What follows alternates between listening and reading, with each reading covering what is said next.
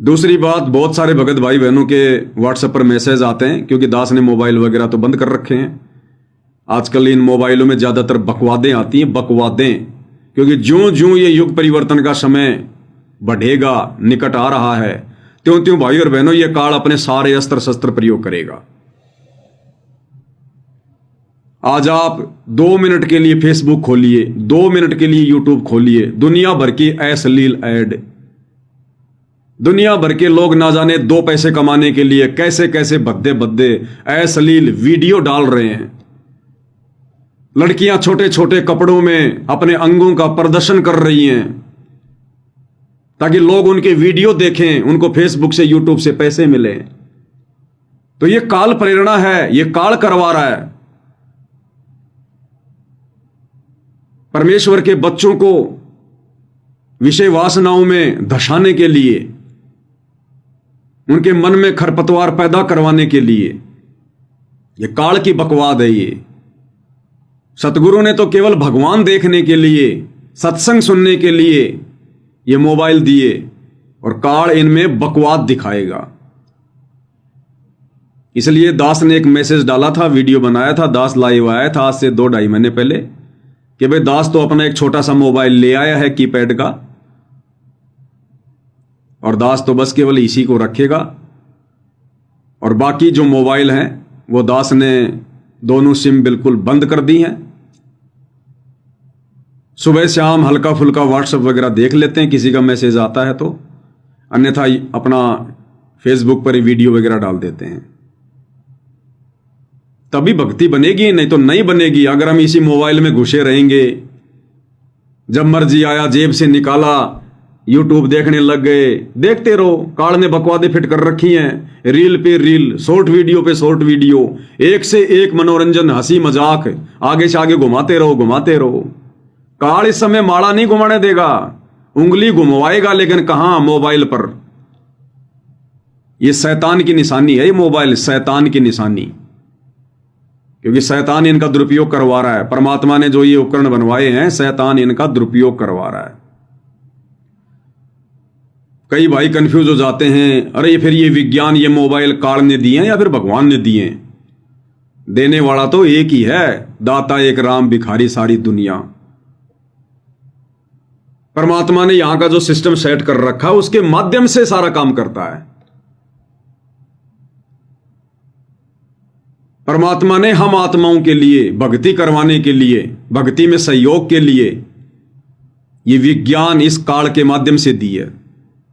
काल को परमात्मा ने प्रेरणा की, काल ने प्रेरणा की अपने देवी देवताओं के माध्यम से यहां के व्यक्तियों में, जिनको हम वैज्ञानिक कहते हैं। काल अपने देवी देवता भेज देता है, जैसे खुद महाभारत में श्री कृष्ण के अंदर प्रवेश कर गया और पूरा ज्ञान दे गया। इसी प्रकार ये काल अपने देवी देवताओं को प्रेरित करता है। वो देवी देवता इन वैज्ञानिकों के अंदर भूत की तरह प्रवेश करके, जिस प्रकार इस काल ने वेद व्यास जी के अंदर भूत की तरह प्रवेश करके और ये 18 पुराण, गीता जी वगैरह सारे शास्त्र लिखवाए, ऐसे ही ये काल क्या करता है, अपने देवी देवताओं को प्रेरित करके उनके माध्यम से और वैज्ञानिकों में जो है प्रवेश करके फिर ये सारे उपकरण बनवाता है। तो मेन जड़ है परमात्मा, शुरू वहीं से होता है। तो काल ने तो इनका दुरुपयोग फिर करवाना था।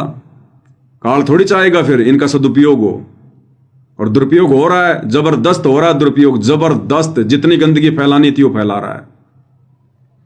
तो दुनिया तो भाई और बहनों उस गंदगी में धसी हुई है, लेकिन हम भक्तों को परमात्मा ने ज्ञान करवा दिया, तो अब हमने जानबूझकर इस गंदगी में नहीं धसना है। हमारे हित में होगा यदि हम इन मोबाइलों का प्रयोग कम से कम करें, कम से कम, वर्तमान समय में कम से कम। आपने दिन में 4 घंटे भक्ति की, और यदि आपने 10 मिनट भी वो बकवाद देख ली, वो दुनिया भर के वो फालतू के वीडियो मनोरंजन वाले, हमारी 4 घंटे की भक्ति का वही सत्यानाश हो जाता, वही सत्यानाश। हम आत्मा को इतना 4 घंटे में चार्ज नहीं कर पाते जितना 10 मिनट में आत्मा को हम लोग बेहोश कर देते हैं वापस। क्योंकि यदि हमारे अंदर कोई गंदी सोच भी आती है ना, तो हमारा भक्ति का बैलेंस जा रहा है। बैलेंस,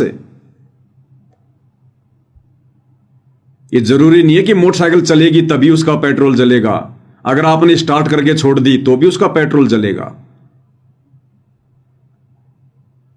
तो जरा भी हमारे मन में कोई बकवाद आ गई, कोई खुरापात आ गई, मोबाइल पर, फेसबुक पर, यूट्यूब पे, क्योंकि हम ज्यादा देखेंगे तो हर 2 4 5 वीडियो के बाद एक गंदा वीडियो आएगा ही आएगा। और मन तो बैठा हुआ भैया, तुरंत उसको देखने का प्रयास करेगा और उल्टे सीधे उन अंगों के ऊपर हमारी नजरें जाएंगी। सीधी सी बात है, ये आंखें तो स्कैनर है, स्कैनर। ये आंखें जो है ये स्कैनर का काम करती हैं। सामने 10 बहन बेटी खड़ी है और उनमें एक अगर सबसे ज्यादा सुंदर है, गोरी है, 9 को छोड़ के ये आंखें उस पर टिकेंगी, क्योंकि ये स्कैनर हैं। तो मोबाइल में जब हम देखेंगे और जैसे उस मन की खुराक आएगी तो तुरंत आंखें टिक जाएंगी, वहीं रोक देंगे हम। और अगर हमने 10 सेकंड भी देख लिया उसको, बहन बेटे को, ऊपर से नीचे, तो हमारी भक्ति का कितना बैलेंस जाएगा। इसलिए दास ने तो भैया सतगुरु की प्रेरणा से बहुत सोच विचार करके आप भाई बहनों को भी संदेशा दे दिया है। और दास ने तो उसी दिन से दोनों सिम बंद कर ली। मोबाइल रखना मेरी मजबूरी है, क्योंकि वीडियो बनाना, फिर इनको छोटे छोटे वीडियो बनाना, फिर फेसबुक पे डालना, व्हाट्सएप पर डालना, ये मेरी मजबूरी है। तो मैं खाली वही काम करता हूं, बस इनसे सेवा का ही। बाकी हल्का फुल्का सुबह शाम व्हाट्सएप देख लिया बहुत है, नहीं तो सुमरण नहीं करने देगा ये काल। जैसे सुमरण करने बैठेंगे वो मोबाइल पर देखी गई बकवाद यूं की यूं बार बार आंखों के सामने आएगी। तो इसलिए भाई और बहनों, अब हमने हर प्रकार से काल के षड्यंत्र से बच के रहना है, बच के। क्योंकि काल को पता है मन रूप में बैठा हुआ ये सारा नोटिफिकेशन भेजता ऊपर कि इन आत्माओं ने तो विषय वासनाओं से भी दूरी बना ली है, ये हो कैसे गया, हो कैसे रहा। ये मन काल को सूचना भेजता है कि बोश, हमने तो सतयुग त्रेता द्वापर में किसी को विषय वासनाओं से दूर नहीं होने दिया। बड़े बड़े भक्तों को हमने विश्वामित्र जैसे को डगमग कर दिया, हमने वेद व्यास जैसे को डगमग कर दिया, श्रृंगी ऋषि जैसे को डगमग कर दिया,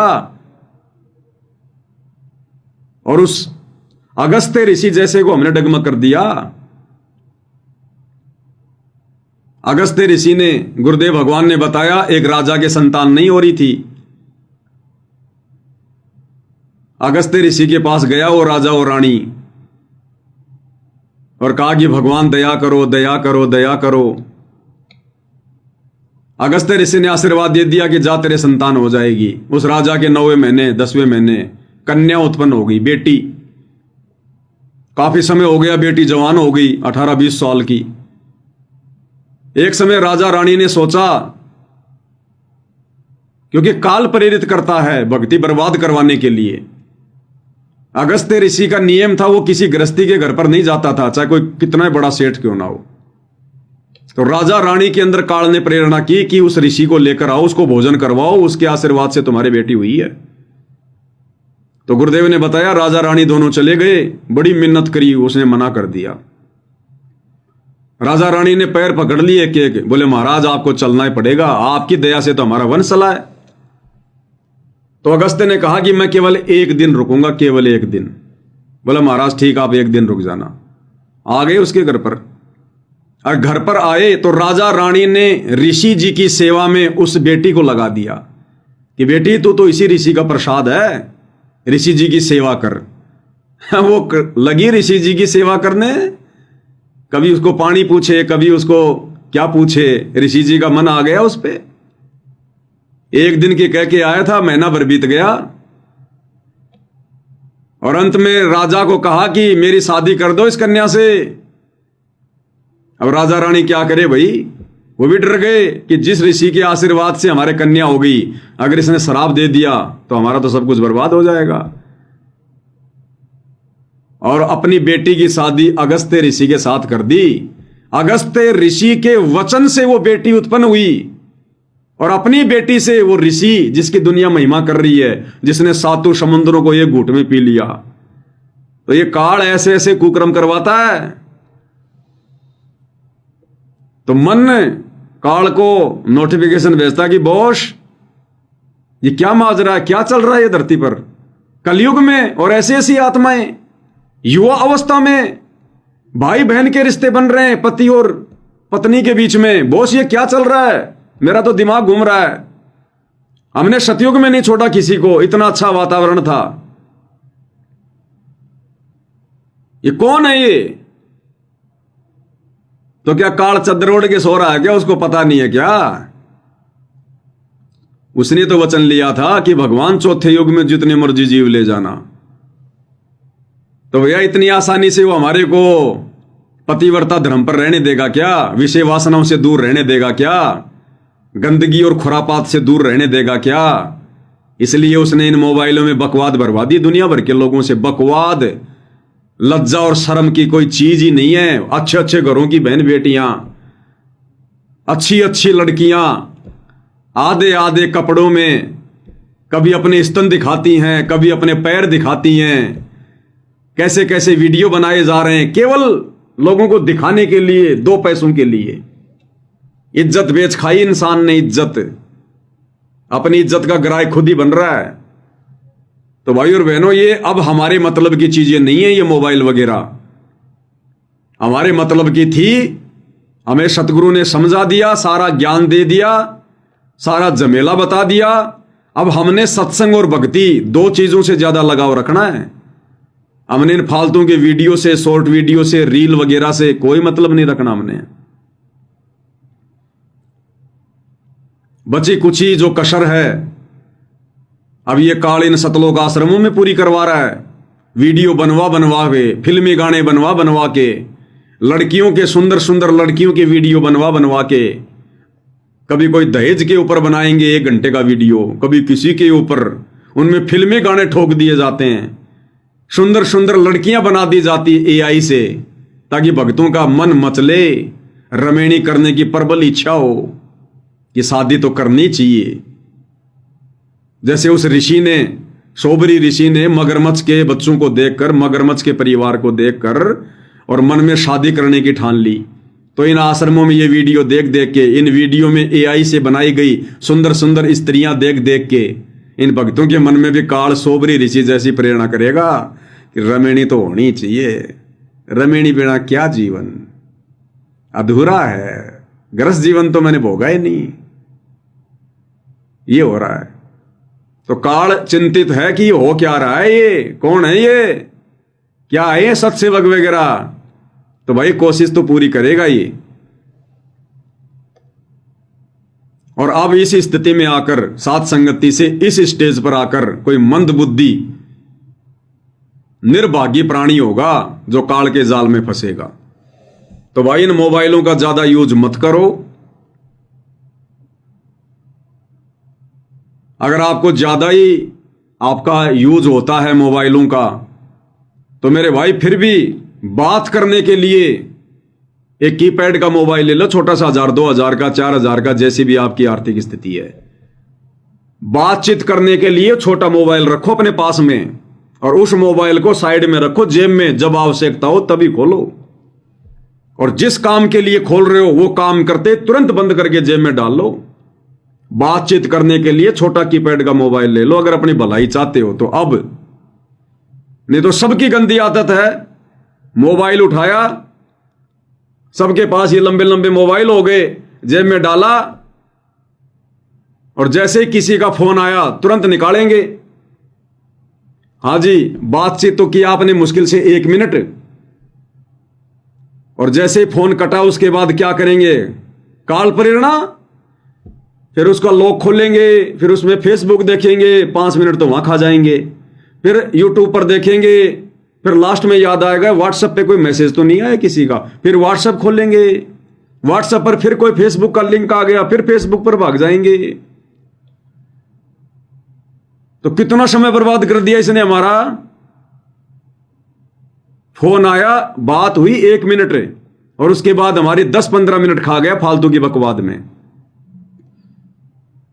फिर जैसे नोटिफिकेशन आया मैसेज का, तुरंत जेब से निकालेंगे, किसका आ गया मैसेज, आ गया कंपनी, वो कंपनी का है, कोई बात नहीं। फिर फेसबुक खोल लेंगे, फिर व्हाट्सएप खोल लेंगे, फिर गई हमारी 10 मिनट।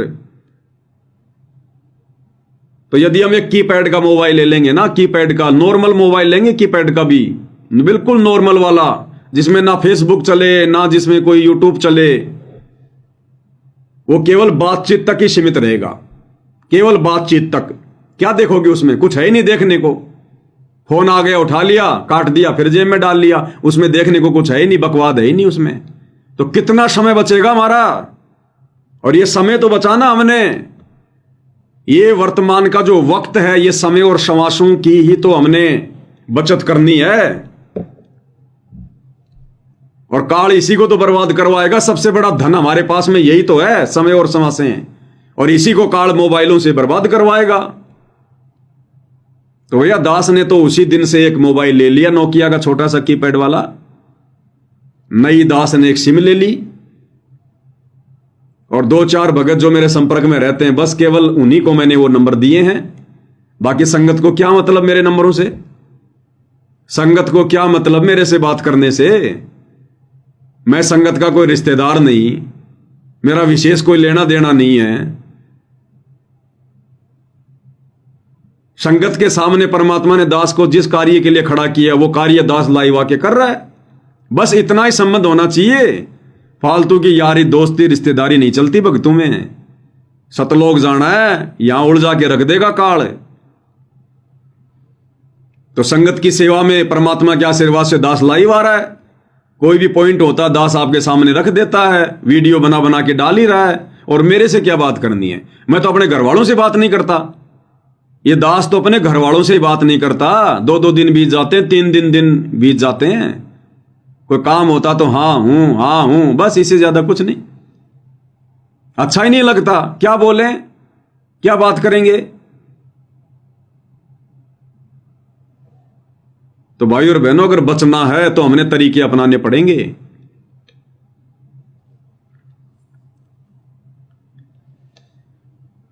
तो गुरुदेव भगवान के आशीर्वाद से जो भी कोई छोटी मोटी बात होगी भाई और बहनों, दास लाइव आकर आप जियों के सामने विचार रख दिया करेगा। स्वीकार करना ना करना, सावधान होना ना होना, ये भैया भगत भाई बहनों के अपने ऊपर है। जबरदस्ती का मार्ग नहीं है, स्वतंत्र मार्ग है ये। जबरदस्ती तो सतगुरु नहीं करता, फिर हमारी क्या औकात 2 कौड़ी के जीवों की। और वैसे तो परमात्मा ने पिछले 8-9 वर्षों से सात संगति के माध्यम से इतने वीडियो बनवा दिए भाई और बहनों। क्या आप लोगों को लगता नहीं ये किसी जीव के बस की बात है क्या? ये पवनदास के बस की बात है क्या? हर नया टॉपिक, मतलब की बात, फालतू की बात, 1 सेकंड की नहीं, और प्रमाणित बात, और कम से कम 10-12 हजार वीडियो कम नहीं होते। ये दुनिया भर की बकवाद करने वाले भी इतनी वीडियो नहीं बना सकते। बकवाद पर 10-15 मिनट का छोटा सा वीडियो बनाएंगे, और फिर अगला वीडियो 3 दिन बाद बनाएंगे। और यहां एक दिन में 10-10 वीडियो अपलोड किए जा रहे हैं, 10-10 वीडियो, और रोजाना लाइव आ रहे हैं 2-2 घंटे, 3-3 घंटे, 1.5-1.5 घंटे, पॉइंट टू पॉइंट।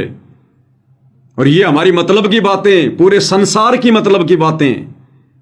इन फालतू के लोगों के फालतू के वीडियो तो वर्तमान में लोग केवल अपने मनोरंजन के लिए देख रहे हैं, टाइम पास के लिए देख रहे हैं। आने वाले समय में इन वीडियो को कोई देखेगा ही नहीं, ये डिलीट हो जाएंगे, कोई मतलब के नहीं। और सतगुरु के सत्संग और इस पवन दास के वीडियो ये वर्तमान में भी पूरे विश्व के मतलब के, और आने वाले समय में तो पूरा विश्व देखेगा, पूरा विश्व देखेगा। इन आश्रम वालों के भी ये फालतू की बकवाद के वीडियो कोई नहीं देखेगा।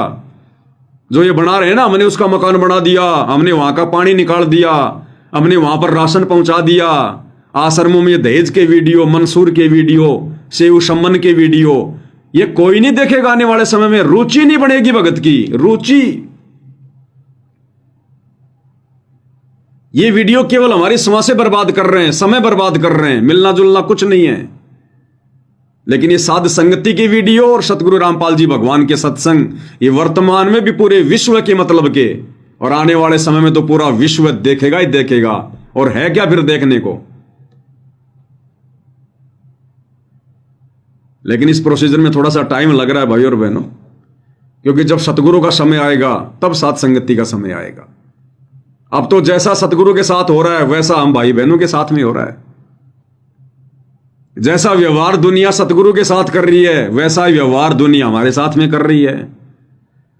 दुनिया सतगुरु को नहीं समझ रही, संगत सत्सेवकों को नहीं समझ रही, जबकि सतगुरु दुनिया के हित में दिन रात चिल्ला रहे हैं। ऐसे सत्सेवक भाई बहन संगत के हित में चिल्ला रहे हैं, लेकिन उधर दुनिया की आंखें बंद, इधर संगत की आंखें बंद।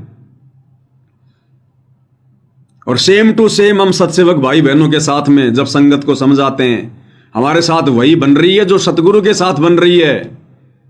क्या कह रहे हैं सतगुरुदेव भगवान कि जब भी ये दास किसी को समझाने का प्रयास करता है तो वो सिर आ जाता है। सिर, तू कहां से ये ज्ञान ले आया, तू क्यों बोल रहा है ऐसी बातें।